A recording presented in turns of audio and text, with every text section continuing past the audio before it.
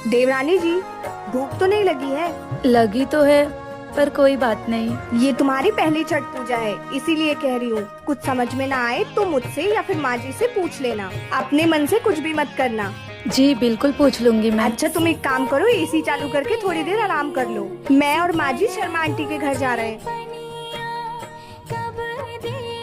अरे देवरानी जी, तुम किचन में क्या कर रही हो? वो दीदी, आप और माँ जी शर्मा आंटी के यहाँ गए थे ना?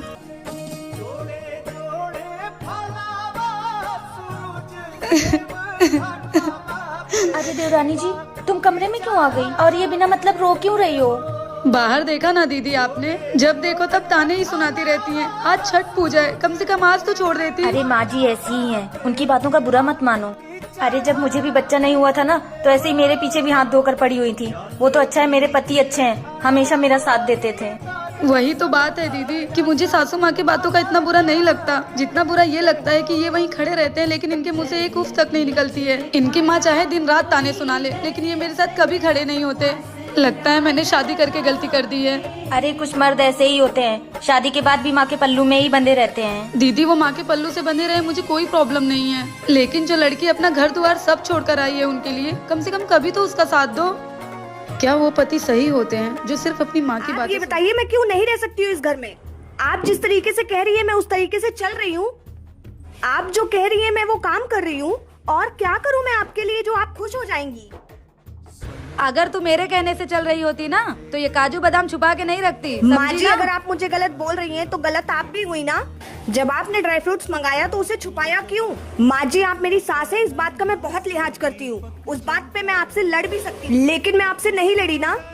वाह भाई, सास करे तो वो गलती नहीं होती है और बहू करे तो वो गलती बन जाती है।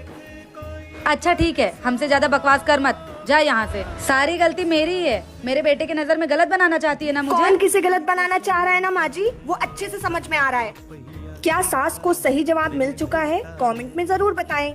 रात आती बहू, ए बहू, 5 दिन तो यहाँ आए हो गया, बोलत ना हो। अच्छा रुका, तोरे भैया फोन लगाई था। हेलो। हाँ माता जी। अरे बेटवा, 5 दिन तोहरे बहनी का आए हो गया, बोलत ओलत ना है, का करी? अरे माता जी, जब तू हमरे बहनी के देखे आए रहू तो का कहत रहू? हमें ऐसा लड़की चाहे जवन आदमी के सामने मुंह न खोले। तो हमरे 3 बहन रहीन, एक गूंग रही, वह गूंगवा तो यहाँ करे है।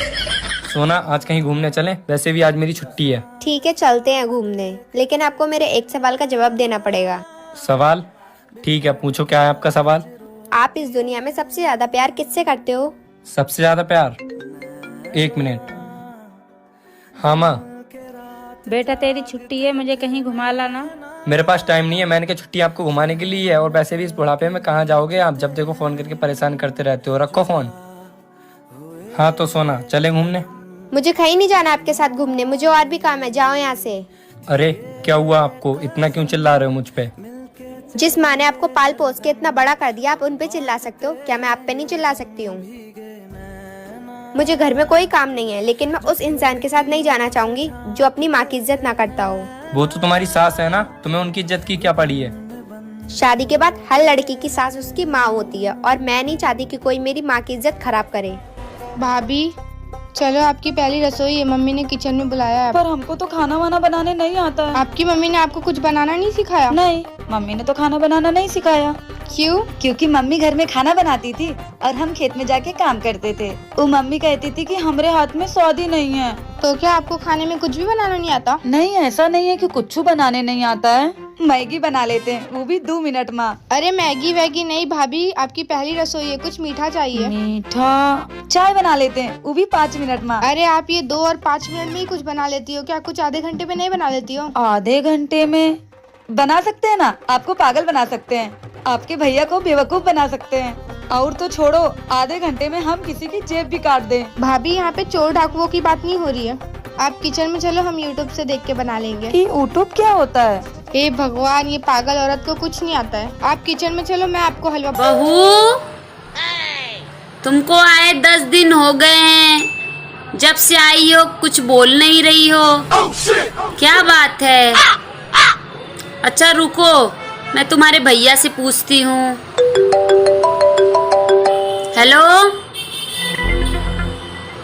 अरे भैया, आपकी बहन जब से आई है तब से कुछ भी नहीं बोल रही है। अरे माता जी, आप जब आए थे तो आपने ही तो कहा था हमें एकदम गूंग बहू चाहिए।